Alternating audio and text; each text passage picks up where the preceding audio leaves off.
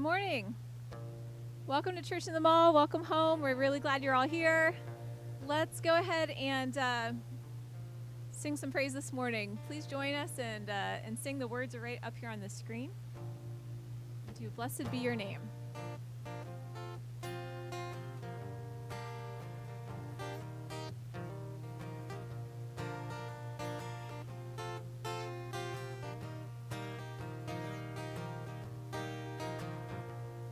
Blessed be your name in a land that is plentiful, where streams of abundance flow.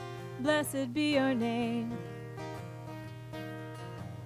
And blessed be your name when I'm found in the desert place. Though I walk through the wilderness, blessed be your name. Every blessing you pour out, I'll turn back to praise. And when the darkness closes in, Lord, still I will say, blessed be the name of the Lord. Blessed be your name. Blessed be the name of the Lord. Blessed be your glorious name. Blessed be your name when the sun's shining down on me, when the world's all as it should be. Blessed be your name. And blessed be your name on the road marked with suffering, though there's pain in the offering. Blessed be your name. Every blessing you pour out, I'll turn back to praise.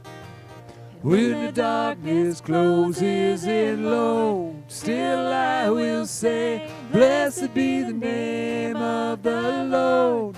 Blessed be your name. Blessed be the name of the Lord. Blessed be your glorious name. You give and take away. You give and take away. My heart will choose to say, Lord, blessed be your name. Give and take away. You give and take away. My heart will choose to say, Lord, blessed be your name. Blessed be the name of the Lord. Blessed be your name. Blessed be the name of the Lord. Blessed be your glorious name. Blessed be the name of the Lord. Blessed be your name. Blessed be the name of the Lord. Blessed be your glorious name.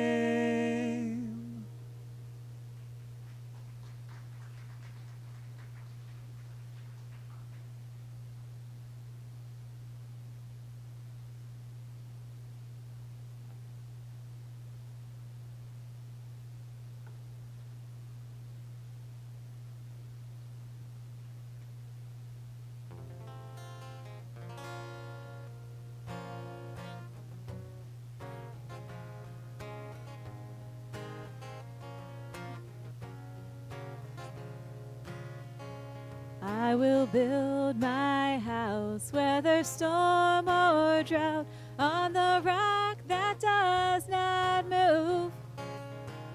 And I will set my hope in your love, O Lord, and your faithfulness will prove that you are steadfast. Steadfast, you are steadfast. You're steadfast. By the word you spoke, all the starry hosts are called by name each night. and in your watchful care I will rest secure as you lead us with your light. For you are steadfast, steadfast. You are steadfast. You're steadfast. And I will not trust in the strength of kings. On your promise I will stand. And I will shout for joy. I will raise my voice. Hallelujah to the Lamb. For you are steadfast, steadfast. You are steadfast. You're steadfast. In the moment of emptiness, all was fulfilled. In the hour of darkness, your light was revealed. In the presence of death, your life was affirmed. In the absence of holiness, you are still God. You are steadfast. You're steadfast. You are steadfast. Steadfast.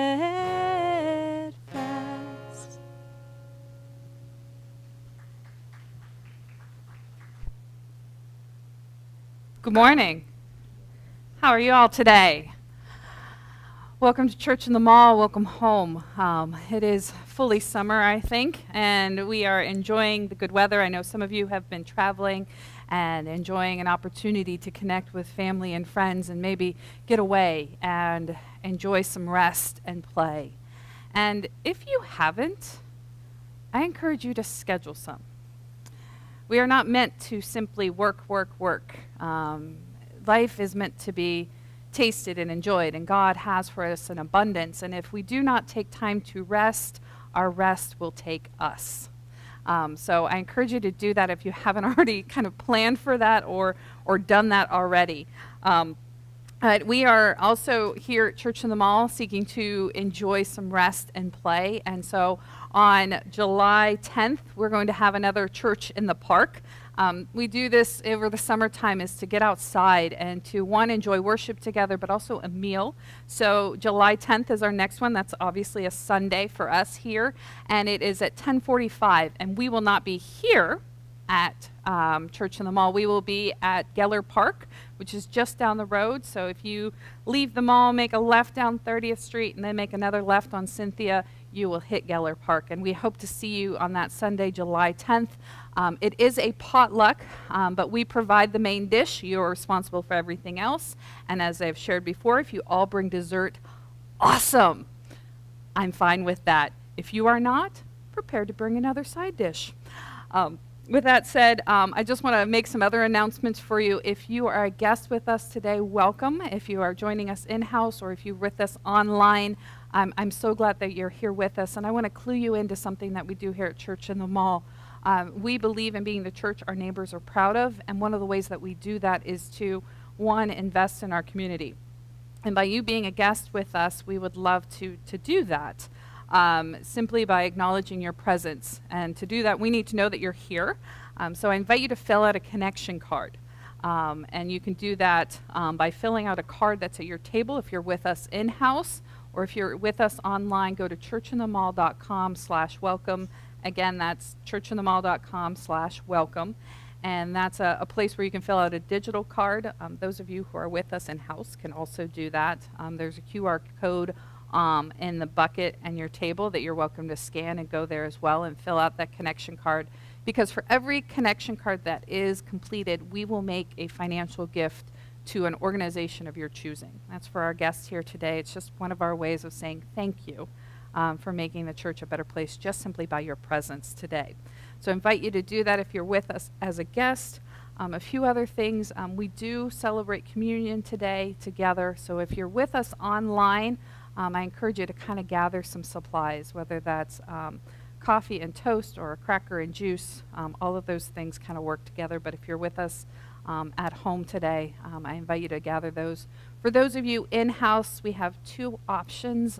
We do a communion line, and I'll explain how that works a little bit later in service when we get there. But if your preference is to kind of do an individual cup, if that is what makes you most comfortable, we do have individual communion cups that are available. They're in a bowl over by this bridge picture that's over on a counter here. You're welcome to grab one at any point in the service. We want to make things kind of optional for people and where they're at in their comfort level. So just know that for communion. We'll be celebrating that a little bit later together in service. And if Church in the Mall is your church home, I thank you for your continued generosity and how you support the everyday things that go on here. And just remind you that you can make your gift here at Church in the Mall. In-house can get dropped in one of our Give Hope stations. Those are those white mailboxes located around the space. You can also drop in prayer cards and connection cards and all sorts of other things in those white mailboxes. But if you prefer to make a gift online, you can go to churchinthemall.com/give. And for those of you who are joining us online, that's probably the easiest way for you to do it as well. churchinthemall.com/give. It'll give you information about making an online gift, a way to do that simply, easily, and securely, as well as if you would prefer to mail in a gift. So again, as one of your pastors here, I thank you for your continued support and just appreciate your generosity. We are in the midst of a sermon series that we named On Ramps, thinking about those ways that we kind of get on the highway and that we have to be intentional and we have to, one, pay attention and take action. And we think that is a wonderful metaphor for our faith as well, to be aware, to pay attention to what's going on in our lives and the lives of others, and to be intentional and to take action in that. And today we're going to be looking at a passage from the book of Acts. And I want to read to you a passage today that we're going to kind of dig into. And it comes to us from Acts chapter 15. It's verses 36 to 41. Allow me to read it for you today, just for us to kind of start to set our minds on what God might have for us in his word. Sometime later, Paul said to Barnabas, "Let us go back and visit the believers in all the towns where we preach the word of the Lord and see how they're doing." Barnabas wanted to take John, also called Mark, with them. But Paul did not think it was wise to take him because he had deserted them in Pamphylia and had not continued with them in the work. They had such a sharp disagreement that they parted company. Barnabas took Mark and sailed for Cyprus. Paul chose Silas and left, commended by the believers to the grace of the Lord. He went through Syria and Cilicia, strengthening the churches. Thank you for being here today. Please join us as we continue our worship in song.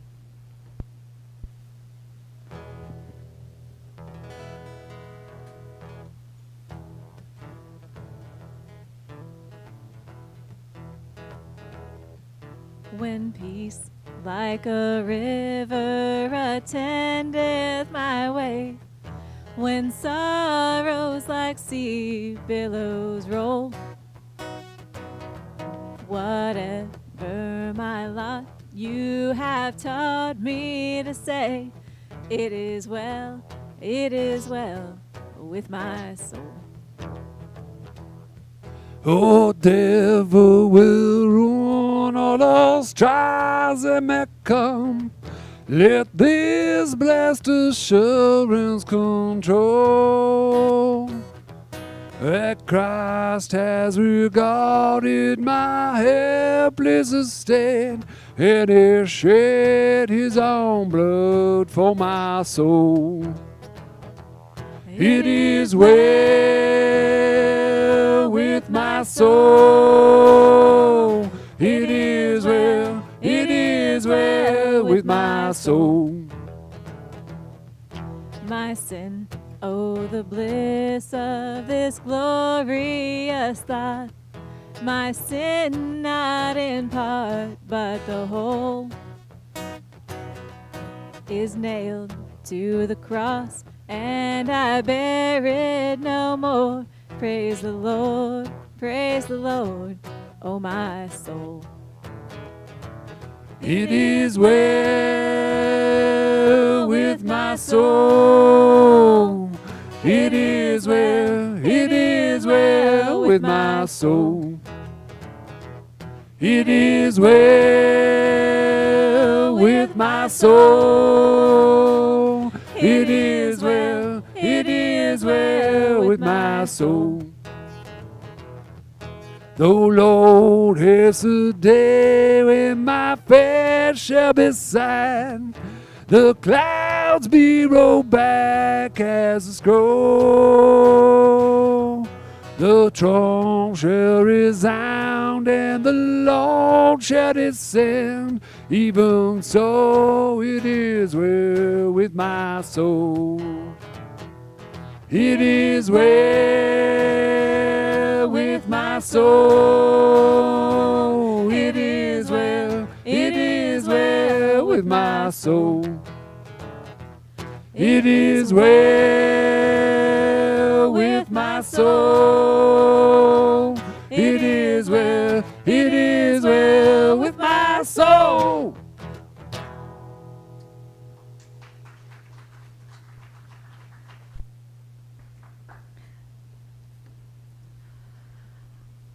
So who out here enjoys conflict?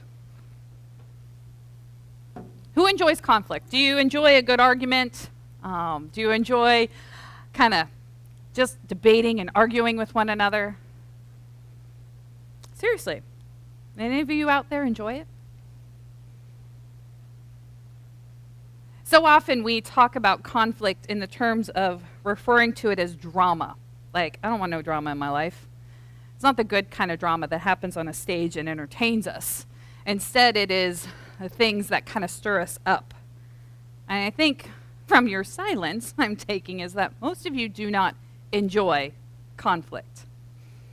And I think a lot of us do this where we either shut down, we avoid it, maybe we lash out to kind of shut it down quickly. Others of us, and those are the people I admire most with regards to conflict, they kind of take it in stride.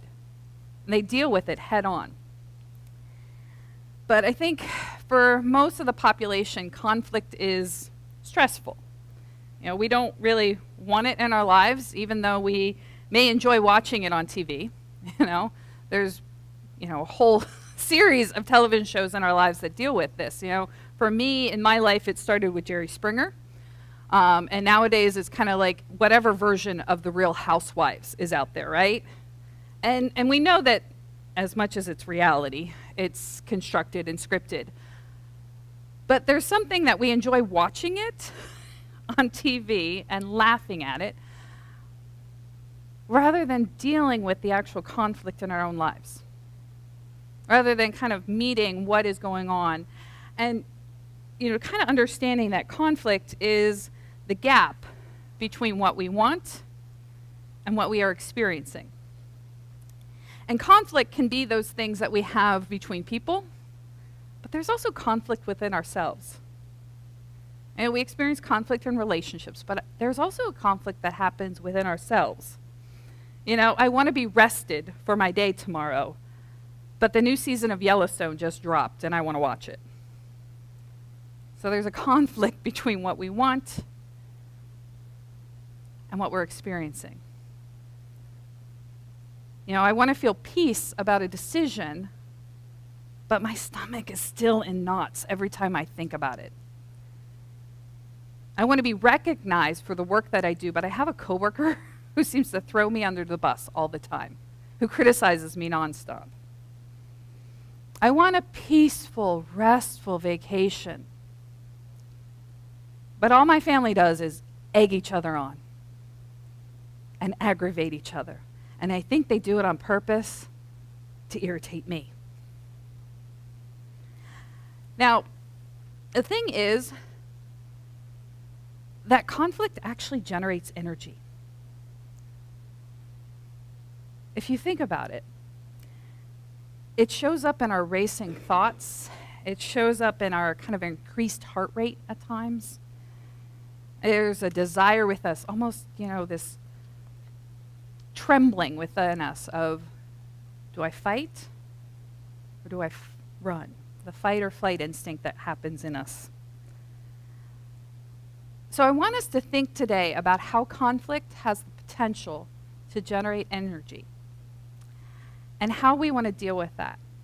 Do we want to allow it to go to drama, to a negative place, or do we actually want to harness that energy for creativity, to actually create something good out of the disagreement, to create good from that gap that we're experiencing, to spark maybe growth? And rather than avoid it or shut it down or lash out, that we engage with it productively, to recognize the power that it has, and that power has the potential to be good or bad, and to channel it towards something good. Because the reality is that conflict is unavoidable. So what are we going to do about it? Are we going to put our head in the sand? Or are we going to deal with it like adults? And I want us to think, particularly today, about how we can harness the energy from conflict in a good way in our faith. What role can conflict play in our faith and our relationship with God and our relationship with ourselves and our relationship with others? You see, sometimes I think we have this idea that as Christians we should just kind of be very passive and avoid any type of conflict. And then there's the flip of it where we should pick fights, right? And I think the truth is that to follow Christ means that we go somewhere in the middle there. That we engage in conflict, not treating other people as the enemy, but recognizing that there is a disagreement and how we're going to tackle it together. How are we going to stop looking at the other person as the one we have to defeat and look more at the problem that needs to be addressed? So recognizing that conflict is a part of life and that we can approach it as an opportunity for growth or an opportunity to create drama in our own lives. And we've been in this series of kind of looking at our faith as a journey, as a process, and describing it much like taking a trip. Going on an on-ramp is the metaphor we've been using, requiring attention and action to get where we want to go, and that we have to be intentional about it. And the thing is, sometimes we have to slow down to pay attention. We need to look around. We need to be aware and not just let life happen to us, but actively engage with it. And I think that's one of the best ways to also address the conflict in our lives. Because we first have to know what we're trying to accomplish before we ever take action on it. And the thing is, there is plenty of conflict in the Bible. Yes, there's wars, there's battles. There's also family feuds, marital strife, interpersonal arguments, divisions. There is plenty of conflict in the Bible for us to kind of dig into. But funny enough, a few weeks ago, we actually touched on this when we were talking about a man named Barnabas. A conflict I want us to kind of dig into because I think it's more typical of what we experience in life than maybe a literal battle or a war in our daily lives. And so this man named Barnabas, and we touched on him a few weeks ago when we were looking at relationships in our faith. And Barnabas was a good friend of the Apostle Paul. They actually traveled around together. And the conflict I want to address actually has to concern a young man named John Mark. You see, like Barnabas, John Mark wanted to be like him, wanted to be a disciple who traveled and who shared the gospel. And Barnabas and Paul had done this quite often throughout the Mediterranean world. They worked well together. They sometimes referred to each other as co-laborers, fellow workers. So they recognized that they were working together to accomplish something. They were looking to share the gospel that had changed their very lives with others. And they were a great team. And they had something to share with others. They planted faith communities together. And on one of their journeys, they took this guy named John Mark with them. Now, most often they probably either called him John or they called him Mark. This is the funny thing about living in a multi-language world, multi-ethnic world where, in your family you may be called John, but out in the world you're called Mark. Because John is a Semitic name, Mark is more Greek. But for our purposes, we often call him John Mark to help us better understand who we're talking about, because there's some other Johns and some other Marks. So for today, we're calling him John Mark. Now, some people believe that John Mark was Barnabas' cousin, and that's how he kind of got tied into things. And he is most often accredited with writing the Gospel of Mark. And so he goes on this journey with Paul and Barnabas, and Paul and Barnabas are really kind of equals, kind of going back to that idea of co-workers. And John Mark comes along as a helper, as an apprentice, someone who is kind of learning on the job and who is being mentored in the faith and having the opportunity to do the work under the direction of Paul and Barnabas. And there's something very powerful in this, of being able to kind of do hands-on with a coach right there on hand and kind of navigate the work that you're doing together. And Kevin touched on this a few weeks ago as well, this idea of how we are mentored in life and what is kind of a helpful way to do it. And you first start with, I do, you watch. So the mentor does it, the mentee watches. And then the next step is, I do, you help. So the mentor does, the mentee helps. And then they kind of start to trade places where the mentee does the work and the mentor helps. And then eventually the mentor steps out to simply observe. And I think this process was at work in this relationship that John Mark had with Paul and Barnabas, that he was there to kind of observe and also learn and do the work and be coached by these men. Now, this is a great way to kind of mentor somebody or to be mentored in life. And we see this at work in the Bible, especially in the New Testament. But the thing is, this dynamic is interrupted because John Mark, he just gets up and leaves at one point, which is not helpful. And we don't know why, we're not given the details of it.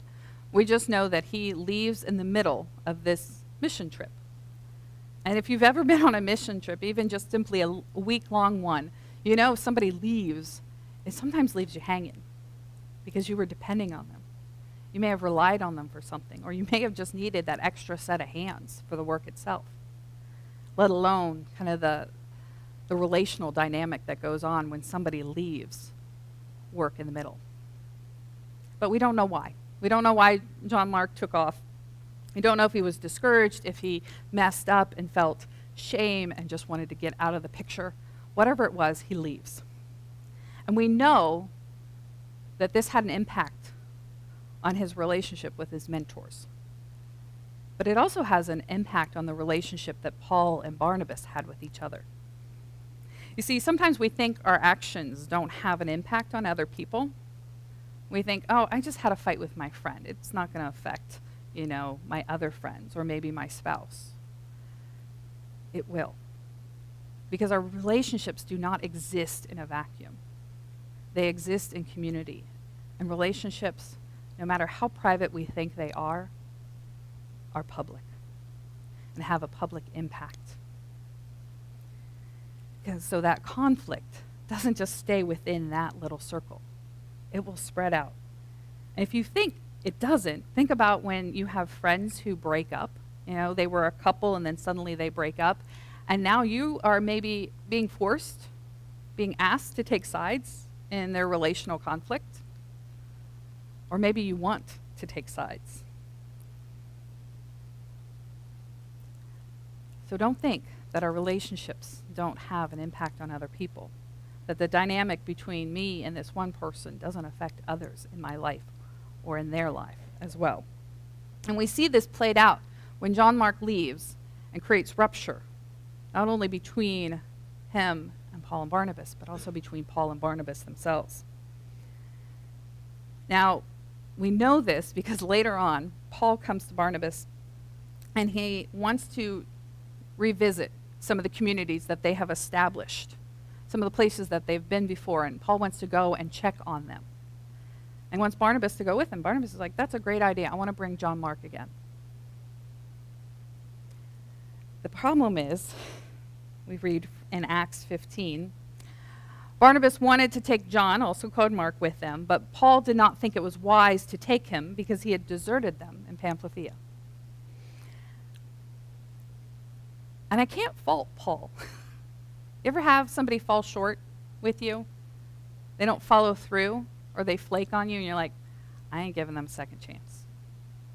I'm done with them. They can do their own thing.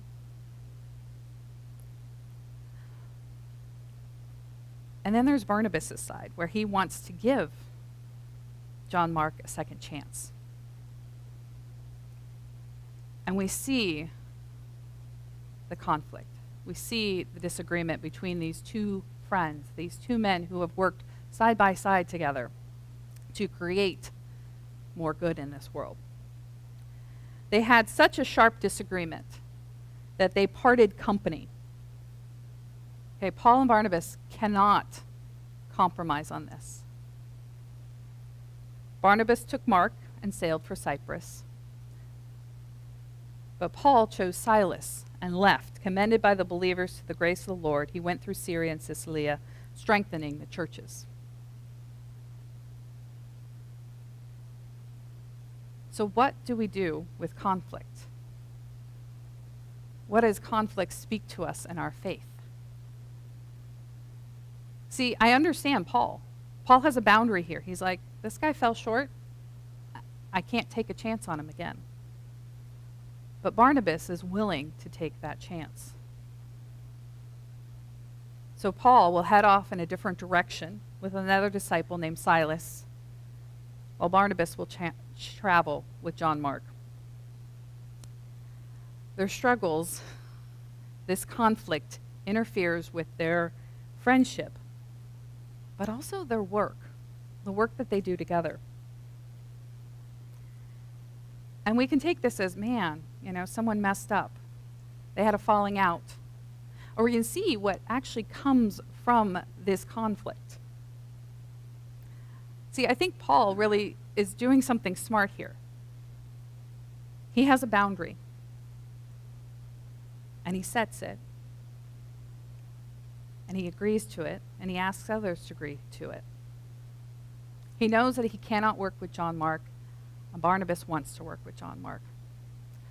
So what Paul does is give their relationship actually space, their friendship space.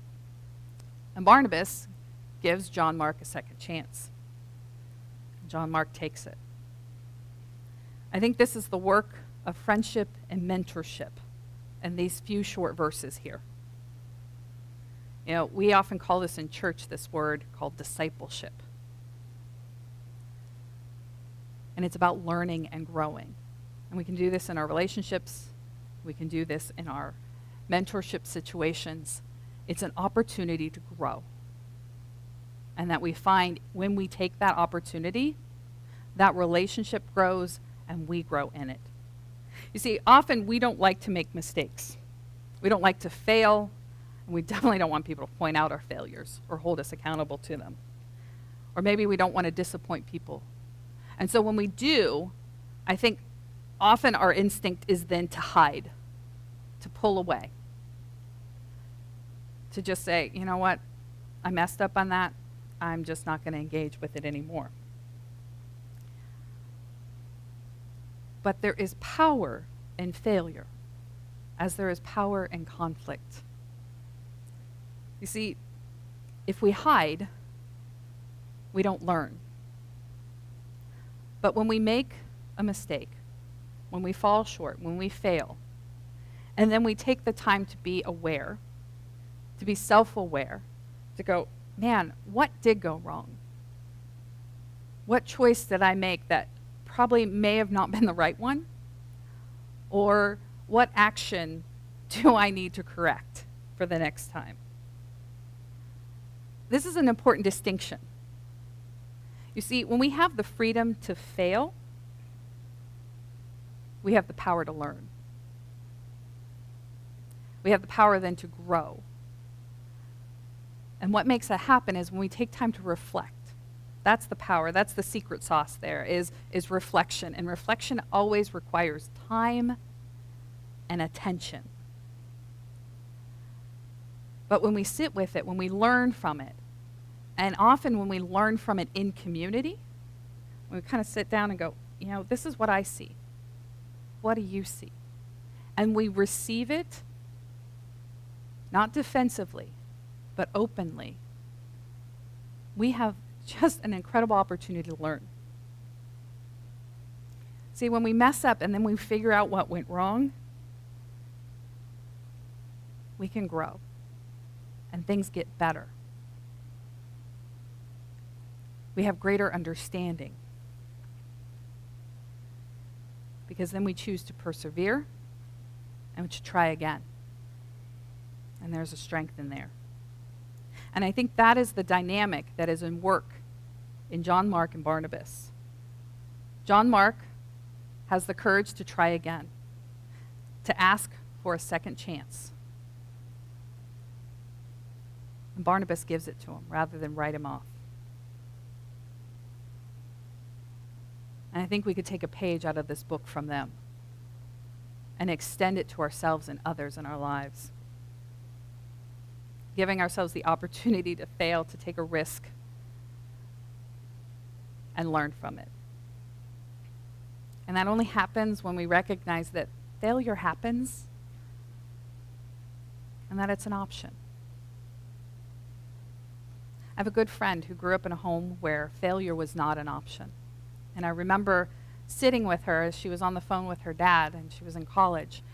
And she was talking about how she got a B+ on an exam. This woman graduated from college with a 4.0 in biology. She's probably one of the most intelligent women I know. And she's having to explain to her father again and again how she got a B+ on an exam. Because in her household, failure was not an option. Excellence was the only expectation.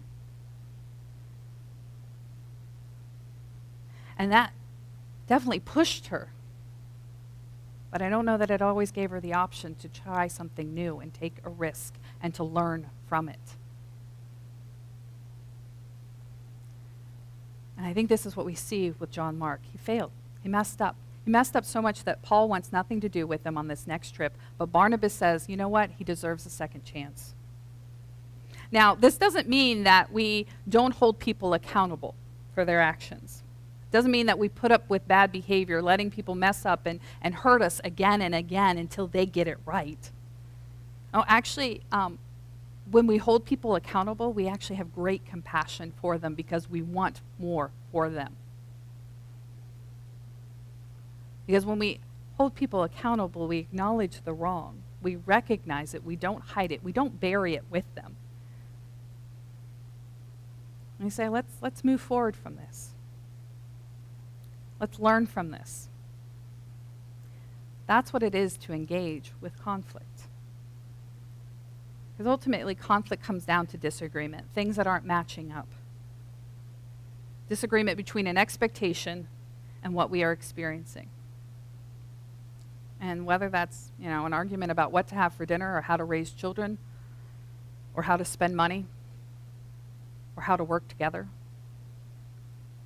or how to get this project done on time with deliverables. When we take the time to engage with the conflict in a productive manner, we can actually create new things that are good, rather than drama that exhausts us. So how are we going to harness the energy that comes from conflict and allow it to energize us to create something powerful, something new, something that usually leads to a solution that is better than what was originally being kind of fought over? See, when we go back to the story of John Mark, Paul, and Barnabas, the original plan was for Paul and Barnabas to go on a journey together, one journey. Barnabas introduces conflict in wanting John Mark to join the team.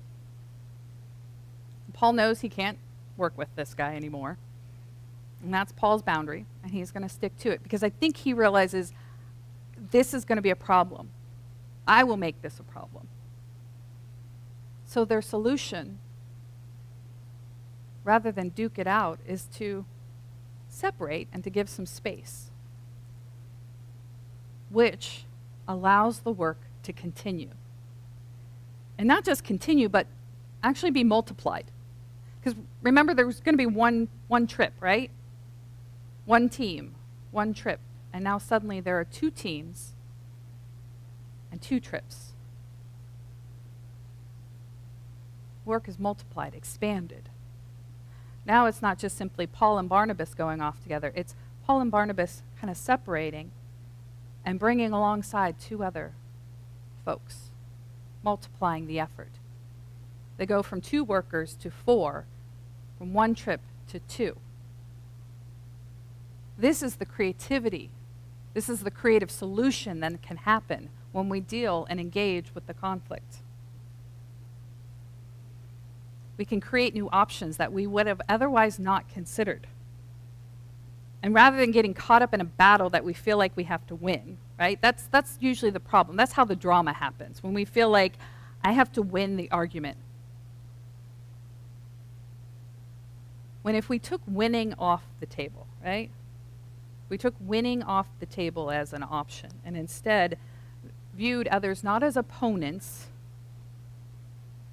but as collaborators. Working not against each other, but with each other to create a solution. Paul and Barnabas have a disagreement about how to do the work, but they don't disagree about the work. They disagree about how John Mark can be helpful. They don't disagree about the mission.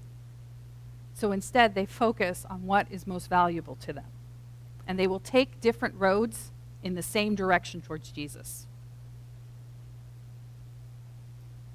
We don't always have to agree on every detail or how it has to be done, thus simply maybe that it has to be done. I know that some of you believe firmly that there is one way to load a dishwasher. But there are multiple ways to load a dishwasher to get the job done. So being creative in our solutions requires collaborating with people, not treating them as opponents. Agreeing on the important stuff. Agreeing, like Paul and Barnabas, on the centrality of Jesus and the mission that he's called them to.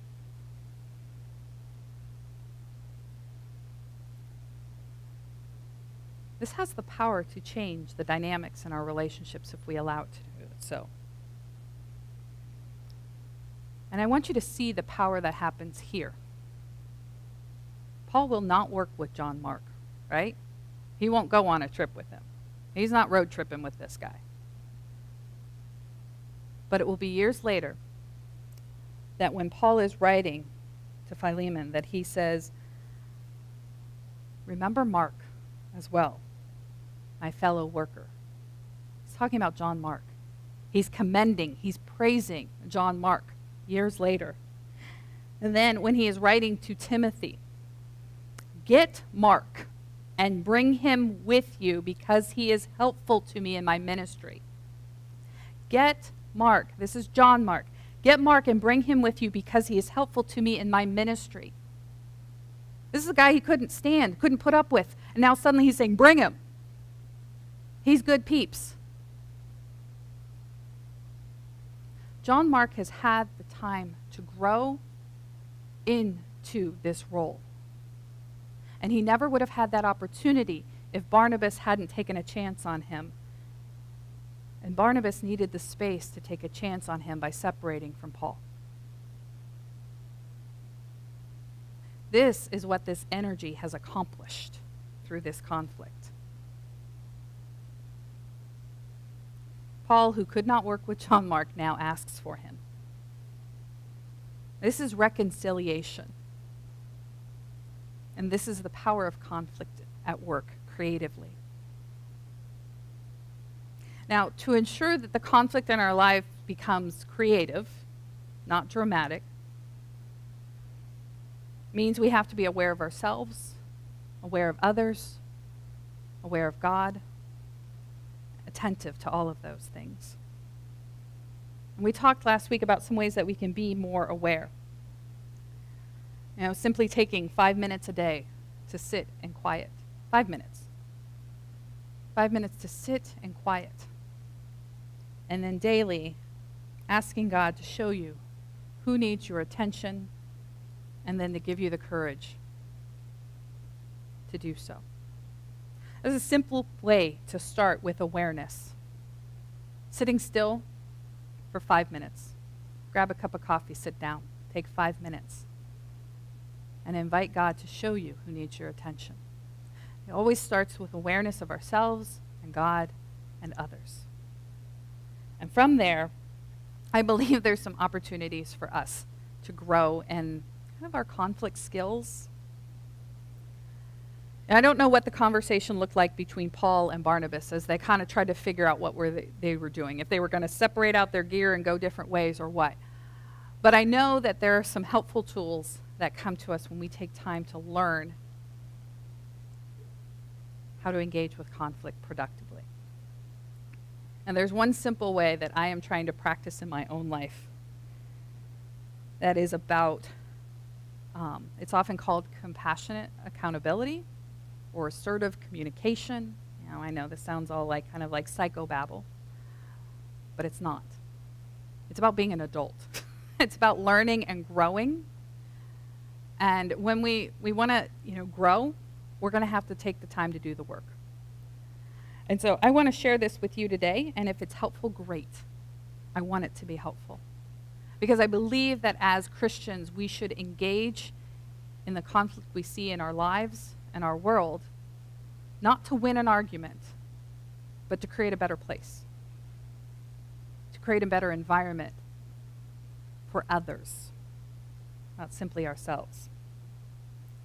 To stop treating each other as the enemy and to grow together and see each other as collaborators.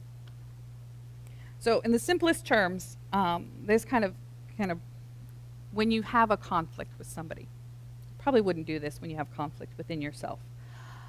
But when you have conflict with somebody else, it's all about describing, not blaming, not pointing the finger, not battling. It's a lot of describing with that person. You start by describing the event. What happened? Describing how it made you feel. It, the event, the situation, the problem, not the person. Nobody makes you feel anything, by the way. Your feelings are your own, so own them. None of this, you made me feel. Maybe their behavior made you angry, but they make you feel nothing. It's all on you, so own it. So describe how the event made you feel, and describe what you want to happen. Now, this is not a magic spell. This is not a perfect procedure, but it's a process for you to start to come to the table with somebody to collaborate on a solution where you have conflict. And it requires not only for you to talk, but you to listen. Now, you get your chance to talk, and then you got to listen back. And it may need some refining. And when you describe what you want to happen, they may not agree to it. And that may be your point to go, but that's what I need. Or it may be, well, what can you do? And if it's agreeable to you, agree to it. I think Paul and Barnabas were like, I don't want John Mark here. Well, I need John Mark here. Well, then we can't agree on this. What can we do? We can go separate ways. We can still be in a relationship, but we can take different trips to make this happen. It may go something like this in a conversation with somebody, maybe, hey, I want to talk to you about something. So for the last 2 weeks, you've been late to pick me up 4 times. Just describing what happened. And then you get to describe how it made you feel. The event, not the person. I feel hurt when this happens, and I feel like I'm not important. And then describe what you want to happen. Moving forward, I'd love for you to text me or call me when you're going to be late. I know, it's a simple situation.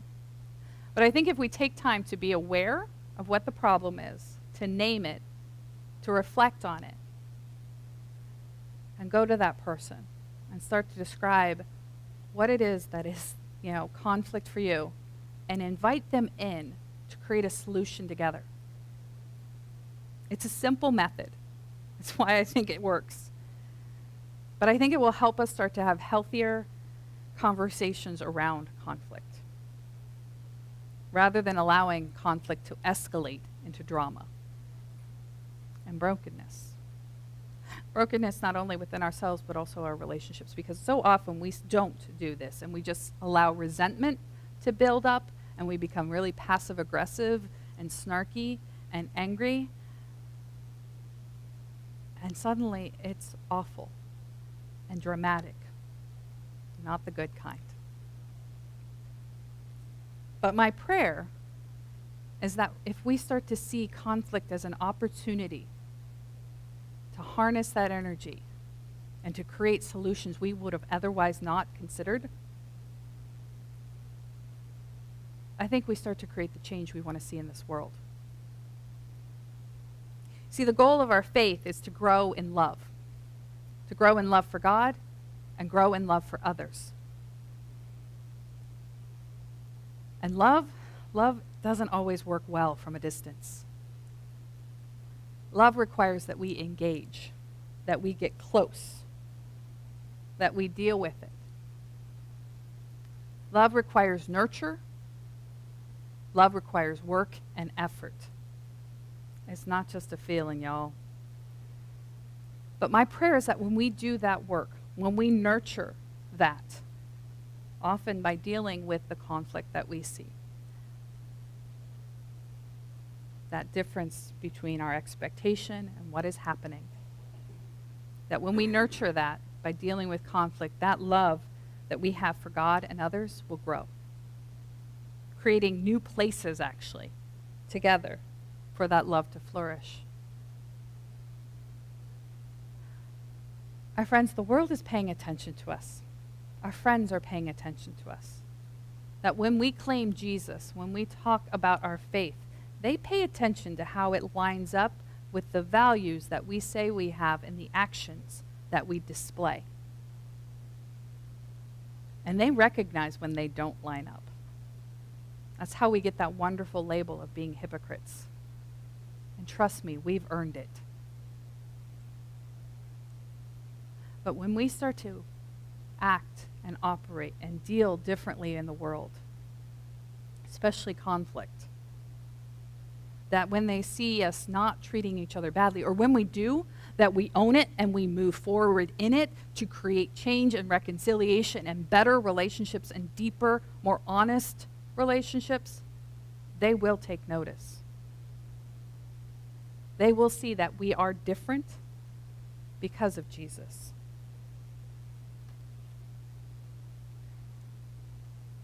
So my invitation to us is to engage in the conflict, not to win a battle, but to see how we can collaborate and create new solutions we would have otherwise not considered if we hadn't sat down together. Because I believe in that God will move in us and through us and that love will win. Amen? Amen.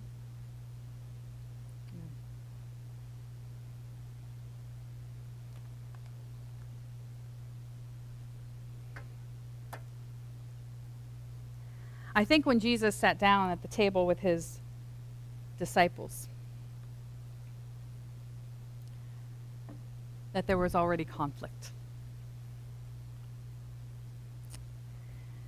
There was already a conflict between what they expected and who they expected Jesus to be, and then what was happening right in front of them.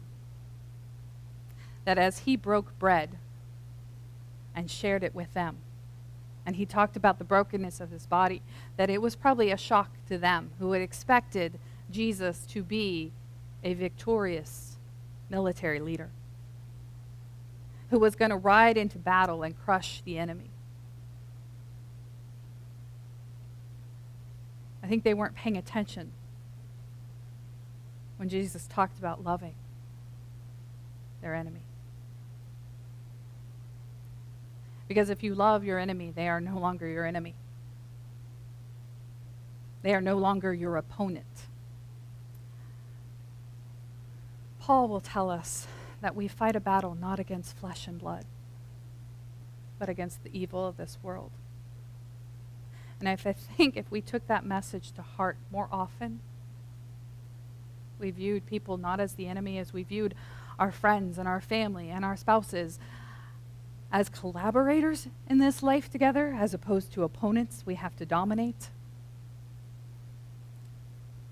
things might be a little different. This world might be a little more grace-filled and loving. And I want you to have that image of a God who comes to us, viewing us not as the enemy, but as beloved child who he is willing to break his very own body for, so that we can be made whole, who will shed his blood so that we can be forgiven and come home. That is what we celebrate when we come to the table of God. And you are invited to do so today, to come and receive bread, to receive we have these small cups. They're almost like little shot glasses. And you'll receive one, and so you receive the bread, you partake. You receive the cup, you partake. And in that, experience the goodness and the wholeness. Taste of what is to come in God's kingdom when it is full of all of his children. That is your invitation to come forward and receive the bread and the cup. Some of the logistical things, if you have children across the hall, I invite you to gather them, bring them over so that you can receive communion together, to free our volunteers to come and receive the bread and the cup. That as you do so, we will hand you a piece of bread, we'll hand you a little cup. You're invited to taste the bread, drink the cup. And as just a detail is there's a trash can over there where you can pitch that cup, or you can take it home as a souvenir. It's your choice. But I invite you today to come and receive the bread and the cup, to sit at the table of God, to experience the wholeness and the welcome that he has for us all.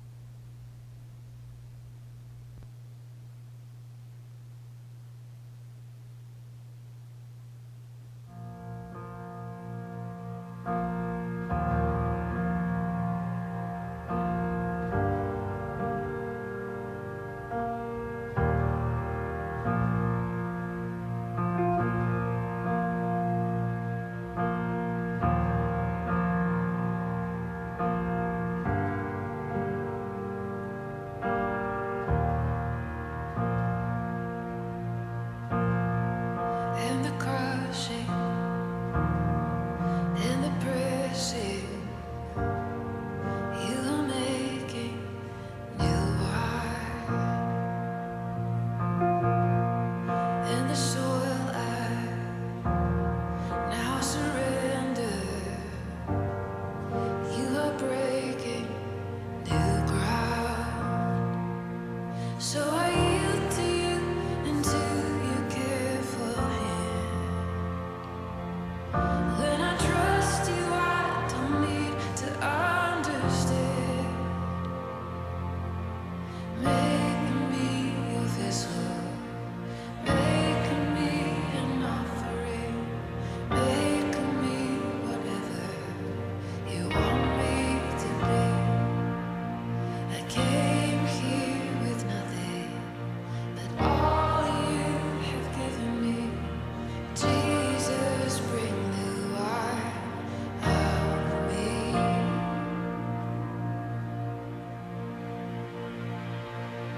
in the crushing, in the pressing, you are making new wine. In the soil I now surrender. You are breaking new ground. You are breaking new ground.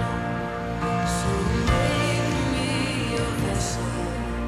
Make me an offering. Make me whatever you want me to be. I came here with nothing but all you have given me. Jesus, bring new wine out of me. Jesus, bring new wine out of me. Jesus, bring new wine out of me.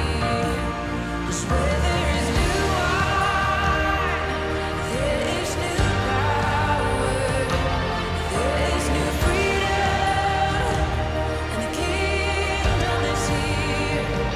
I lay down my old flames to carry your new fire today.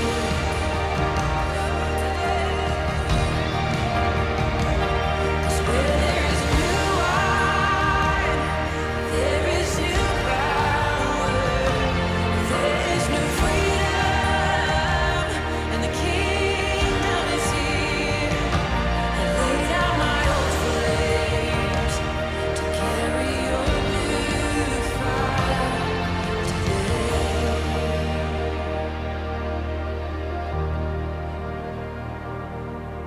So make me a vessel, make me an offering, make me whatever you want me to be. God, I came here with nothing but all you have given me. Jesus, renew wine out of me. Jesus, renew wine out of me. I love that line. Make new wine out of me. That we are in the process, in this journey, in this direction towards Jesus. Hopefully growing in love. That God already looks at us with great love, with great affection. But like a good parent, he looks at us and says, I want more for you in this life. I want you to experience more love, more grace, more joy. And in that, he invites us into the work that he is already doing. The work that takes place in ourselves and the work that takes place in others and our very communities. So today I pray a blessing on us that we would be courageous, willing to do the work, to do the hard work, and to engage in conflict, not for the purpose of winning a battle, but for the purpose of God's kingdom, that we want more for each other, for ourselves, for our world. So my prayer is that we would do this with courage and grace, humility and kindness above all else. I ask all of this in the powerful, beautiful, gracious name of Christ. Amen. Have a great week, y'all. I hope to see you next week.